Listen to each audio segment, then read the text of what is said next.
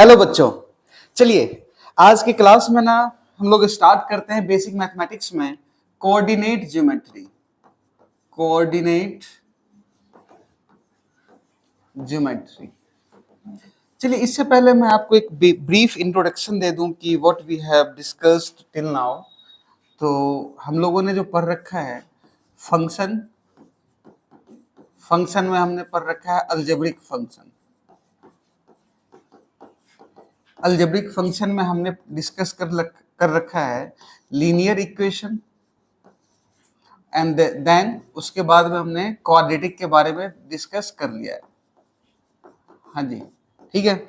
इसके solutions discuss कर चुके हैं, इसके रूट्स डिस्कस कर चुके हैं, इसके ग्राफ के बारे में भी हम लोग डिस्कस कर चुके हैं और इस ये जो रिलेट करती है विद फिजिक्स हम लोग वो भी डिस्कस कर चुके हैं। क्लियर है क्या?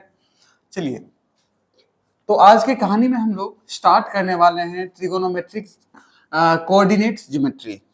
Coordinate geometry. देखो कोऑर्डिनेट ज्योमेट्री में मैं आपको सपोज करूं कि मैं ये बोलूं कि आप ये बताओ कि वेयर इज माय पोजीशन, कहाँ है।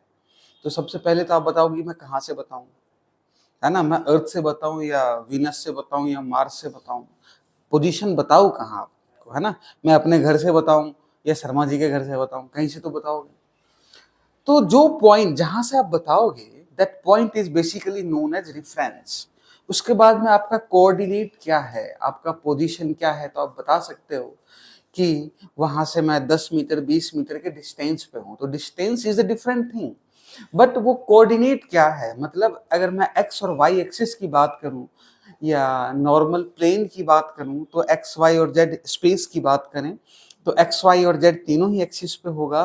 तो वो तीनों एक्सिस का कोऑर्डिनेट क्या है, अगर आपने अपने आप को रेफरेंस लिया है तो मान लो कि मैं 10 10 20 30 मतलब मैं स्पेस में हूँ, घूम रहा हूँ और मेरा कोऑर्डिनेट जो है 10 20 30 है। तो इसको रिप्रेजेंट कैसे करा जाता है, जो पोजीशन है जो पॉइंट्स है उसको कैसे रिप्रेजेंट करे जाते हैं। तो उसके लिए जो अगर 2D में है तो 2D में रिप्रेजेंटेशन के लिए बताया गया Cartesian coordinate system. Cartesian coordinate system. Cartesian coordinate system में है क्या कि आप एक्स वाई, ठीक है जी, ये x, ये माइनस एक्स, ये y और ये हो गया माइनस वाई। सपोज कि मैंने आपको बोला कि बेटे आपको जो है ना रिप्रेजेंट करना है 10, 20। तो 10, 20 कहने का मतलब देखो जो पॉइंट्स का जो नोटेशन होता है ये x और ये y, सबसे पहले जो लिया जाता है वो x का देन y का। अगर मैं आपसे ये 10 बोलूं तो 10 मतलब x का डिस्टेंस 10 है और 20 कहने का मतलब y का डिस्टेंस 20 है। तो ये एग्जिस्ट कहां करेगा, यहाँ पे। तो दिस इज द पॉइंट, है ना। आगे बात समझ में क्या। अगर मैं आपसे -10 और 20 बोलूं तो -10 ये एग्जिस्ट करा, 20 ये एग्जिस्ट करा, तो ये क्या हो गया आपका -10, 20। ठीक है।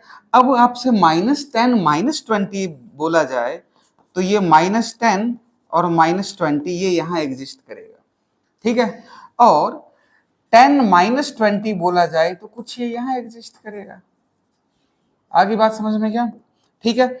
अब समझने वाली बात है कि फर्स्ट क्वाड्रेंट में x और y दोनों ही पॉजिटिव होते हैं, सेकेंड क्वाड्रेंट में -x और y, थर्ड क्वाड्रेंट में -x -y and the fourth quadrant में x, -y।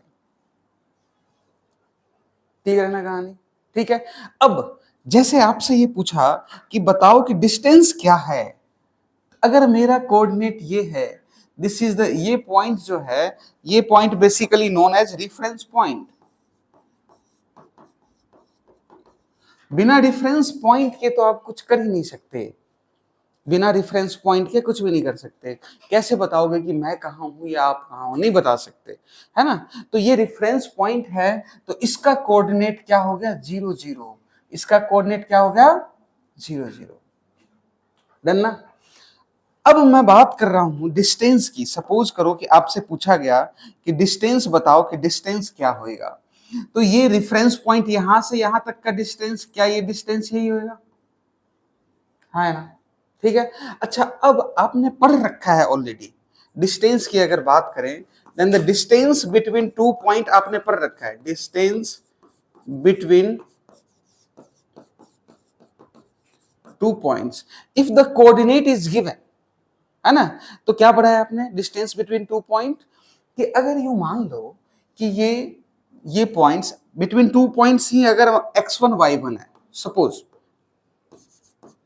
x1 y1 and x2 y2 is the two points, तो डिस्टेंस क्या हो जाएगा बेटे, under root x2 minus x1 square plus y2 minus y1 का square.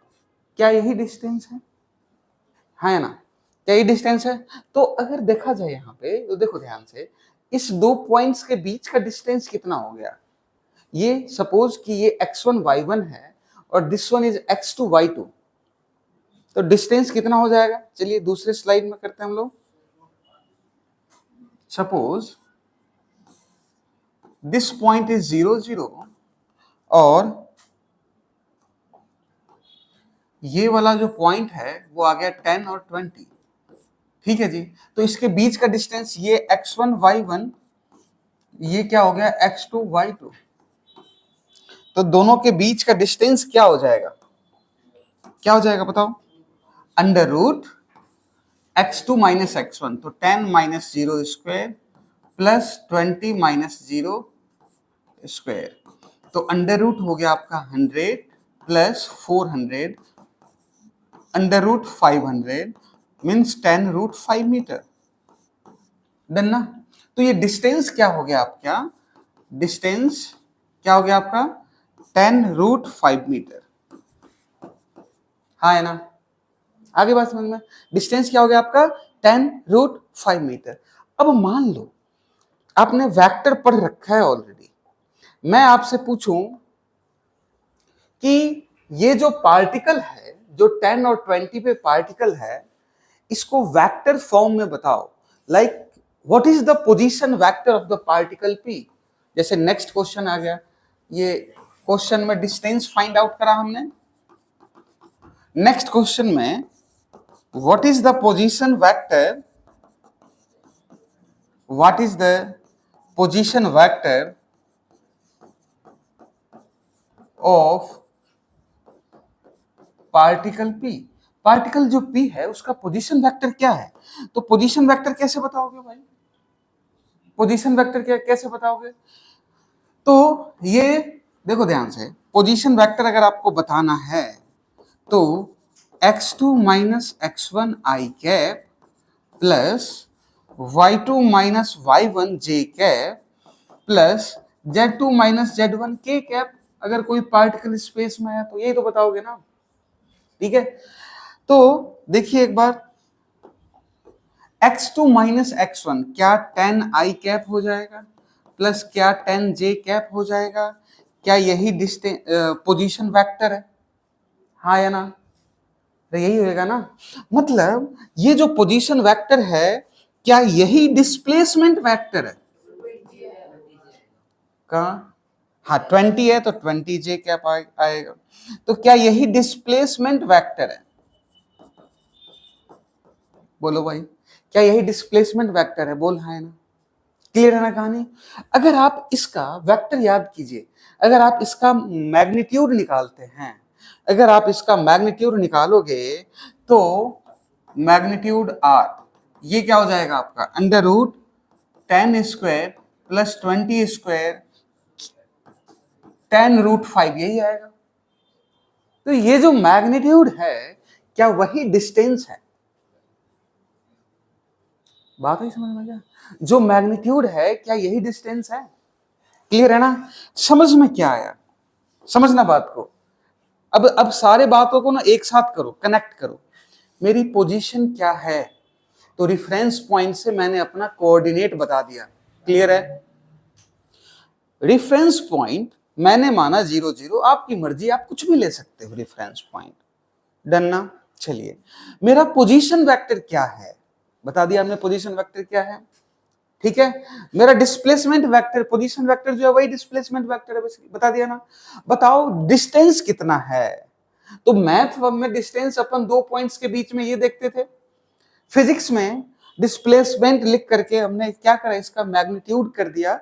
अगर कोई पार्टिकल स्ट्रेट लाइन मोशन में है तो बड़ा सिंपल सी बात निकल जाएगी। ये बात आई समझ में क्या, क्लियर है क्या? तो ये सेम आ रहा डिस्टेंस और डिस्प्लेसमेंट, पर अगर ये अपना स्टार्टिंग पॉइंट 0,0 ना आए और कुछ हो तो ये अलग-अलग आएंगे। नहीं, सेम इसीलिए आ गया डिस्टेंस और डिस्प्लेसमेंट कि यहाँ पे पार्टिकल स्ट्रेट लाइन पाथ पे मूव कर रहा है, अगर ऐसा नहीं होगा तो चेंज हो सकता है। क्लियर है कहानी, आगे बात समझ में? चलिए मान लो ना मैं दूसरा पॉइंट ले लेता हूँ, रेफरेंस पॉइंट ही चेंज कर देते हैं। सपोज करो कि नेक्स्ट क्वेश्चन ले लेते हैं हम लोग, और नेक्स्ट क्वेश्चन में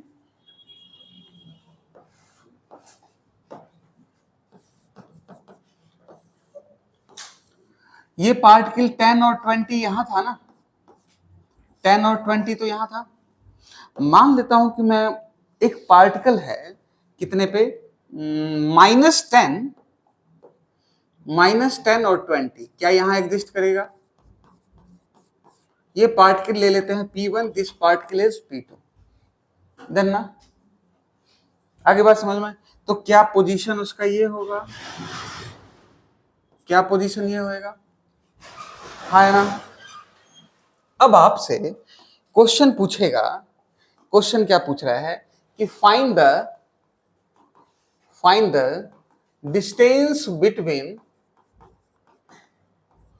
to particle P1 and P2। अब कह रहा है कि दो पार्टिकल P1 और P2 के बीच का डिस्टेंस बताओ, दोनों में से एक को डिफरेंस लोगे, लेंगे या नहीं लेंगे? अब इसमें इसका रिफरेंस की जरूरत ही नहीं है ना बेटा, हाँ है ना। आगे बात समझ में? तो दोनों के बीच का जो होएगा P1 और P2, क्या यही हो जाएगा, हाँ या ना? ये वेक्टर ही है बेसिकली, क्लियर है ना कहानी। तो अब नॉर्मल मैथ जो आपने पढ़ा है पहले, है ना, अर्लियर क्लास में आपने पढ़ा होगा the distance between two points, तो अब ना अपने को ये कोऑर्डिनेट पता है, तो नॉर्मल अगर मैथ यूज करें तो नॉर्मल मैथ के हिसाब से डिस्टेंस बिटवीन टू पॉइंट्स क्या हो जाएगा, √x2 - x1 square plus y2 - y1 square. तो देखो x2 ये मान लेता हूं मैं कि ये x1 y1 है और ये है आपका x2 y2, x2 - x1 तो 10 -10 का स्क्वायर प्लस y2 - y1 20 - 20 का स्क्वायर, ठीक है। तो कितना बच गया ये 10 -10, 10 + 10 20, 20 का स्क्वायर √400, तो आएगा कितना 20। और distance between the two particle कितना हो गया 20 मीटर, डन ना। आगे बात समझ में? अब मान लो जो वेक्टर के फॉर्म में अगर हम लोग इसको सॉल्व करें तो पोजीशन वेक्टर ऑफ P1 कितना आ जाएगा 10i कैप 20j कैप, हाँ है ना, तो यही होगा ना। P2 की अगर बात करें तो P2 कितना हो जाएगा -10i cap plus 20j cap, अरे बोलो, ठीक है। तो अब ये दोनों के बीच का जो डिस्प्लेसमेंट वेक्टर हम लोग सॉल्व करेंगे, डिस्प्लेसमेंट वेक्टर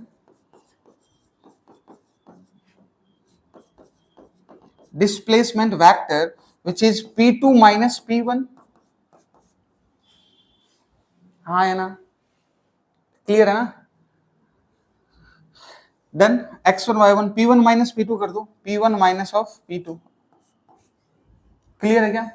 अब P1 - P2, P1 समझना ध्यान से, ये क्या हो गया -10 i कैप, i को i के साथ, तो माइनस P1 तो 10 है ना, चलो सॉरी P1 जो है ना आपका 10 है, तो P1 हो गया 10 i cap minus of -10 i cap P2 20 j cap minus of 20 j cap, ठीक है। अब ये जो आंसर आएगा ये क्या आ गया, ये तो खत्म हो गया, ये कितना आ गया 20 आई कैप। ये आ गया आपका डिस्प्लेसमेंट वेक्टर। ये कितना आ गया आपका अब तुम इसका मैग्नीट्यूड निकालोगे, तो इसका मैग्नीट्यूड निकालोगे तो क्या आएगा, इसका डिस्प्लेसमेंट वेक्टर का आप मैग्नीट्यूड निकालो तो क्या वही आएगा 20। अब इसमें रेफरेंस पॉइंट बदला हुआ है, 2 पॉइंट्स के बीच का पूछा जा रहा है। क्लियर है ना कहानी, आगे का बात समझ में? ठीक है, चलिए बेसिकली मैं आपको ये सिखाना चाह रहा था कि जो आपने वेक्टर पढ़ा है वही ये है। डन ना, आगे बात समझ में गया? चलिए नेक्स्ट। अगर मान लो सपोज करो आप ये कार्टेशियन कोऑर्डिनेट सिस्टम में रिप्रेजेंट कीजिएगा -10 -20 है ना, 10 -20 -10 20 रिप्रेजेंट कीजिए एक बार फटाफट।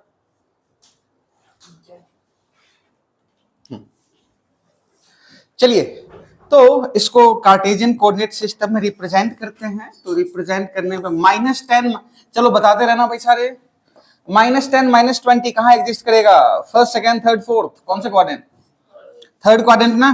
तो ये पॉइंट मान लो -10 -20, क्लियर है। नेक्स्ट 10 -20 कहाँ एग्जिस्ट करेगा, फोर्थ क्वाड्रेंट। जी बिल्कुल सही जवाब जी, इंटेलिजेंट हो गए आप लोग।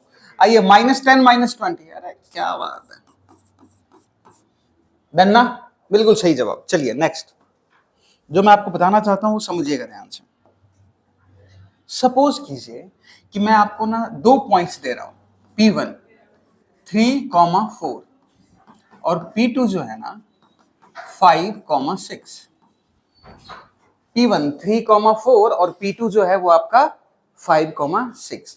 आपको ना इसे रिप्रेजेंट करना है कार्टेशियन कोऑर्डिनेट सिस्टम।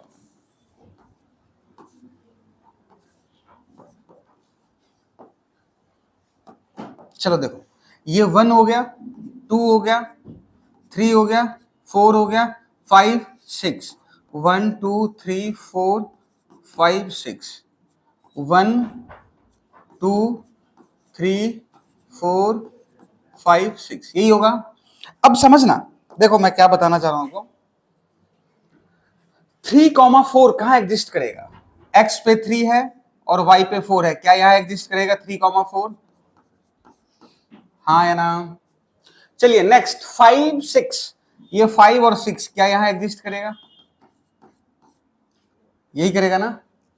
आपसे पूछा जाए कि बताओ इसके बीच का क्या डिस्टेंस है, तो क्या आप डिस्टेंस बता सकते हो, ठीक है। तो फर्स्ट क्वेश्चन मैं आपसे यही पुटअप कर रहा हूं कि फाइंड द डिस्टेंस बिटवीन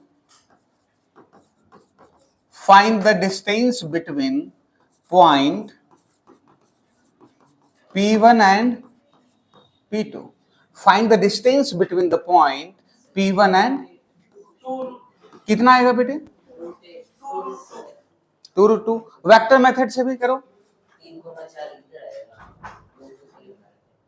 है। अरे तो ये यहाँ है ना बेटा जी, ये देखो ना थोड़ा सा लाइनिंग है ना, ला तो मैं एग्जैक्ट ड्रॉ करता हूँ फिर, हैं खुश हो जाओ शर्मा जी, आ जाओ। ओके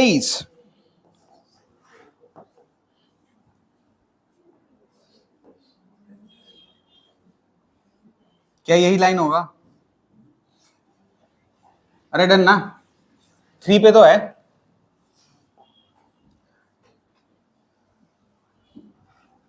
तो ये हो गया आपका P1 3,4, डन ना, पक्की बात है।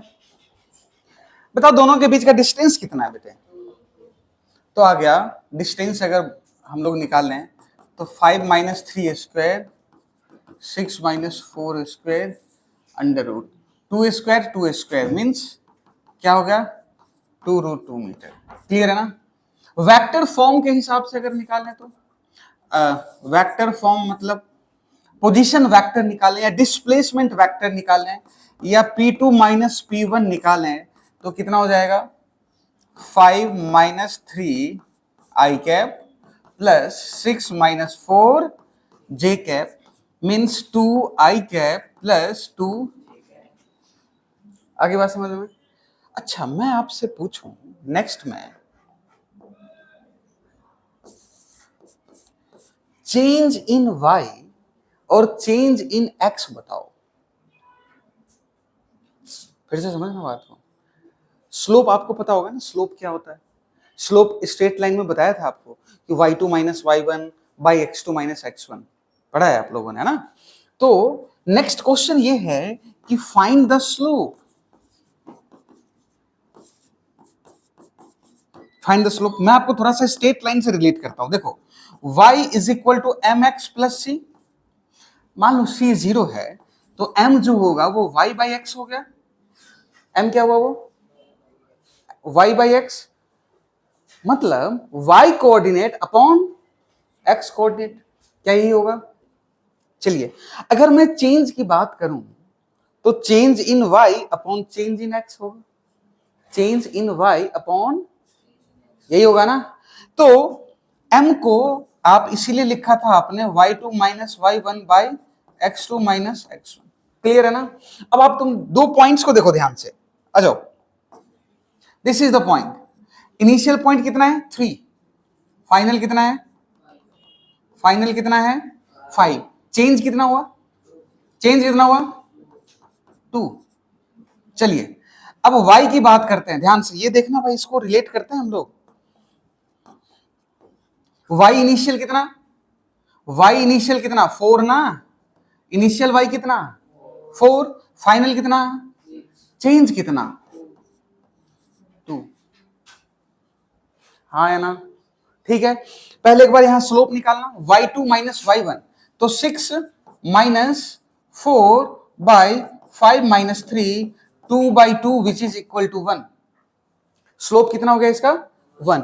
अब तुम एक बात देखो ध्यान से कि अगर यहां से मैंने tan थीटा निकाला, tan थीटा, तो tan थीटा, तो ये देखो ये चेंज, यही है ना, change in y upon change in x, या नॉर्मल देखो tan थीटा क्या हो जाएगा, perpendicular by base, tan theta is equal to perpendicular, perpendicular by base, perpendicular कितना है 2, बेस कितना है 2, नहीं आया, कितना आया? क्या ये स्लोप भी 1 था? क्या tan थीटा भी 1 है? क्या tan थीटा ही स्लोप है भाई? तुम्हें बात ही समझ में क्या tan थीटा ही, क्लियर है ना कहानी? यही समझाना चाह रहा था मैं कि tan थीटा ही आपका क्या है, स्लोप। तो tan theta is equal to m is equal to y2 minus y1 by x2 minus x1। क्या आप समझ गए क्या बात को? आगे बात समझ में नहीं आई? बात समझ में आ गई क्या? सही से बता, चलो ठीक है, क्लियर है क्या कहानी? डन ना? चलिए अब आप कुछ एक क्वेश्चंस दे रहा हूं मैं, वो आप सॉल्व कीजिए। आपको बताना है question, find the equation of line, second slope of the line,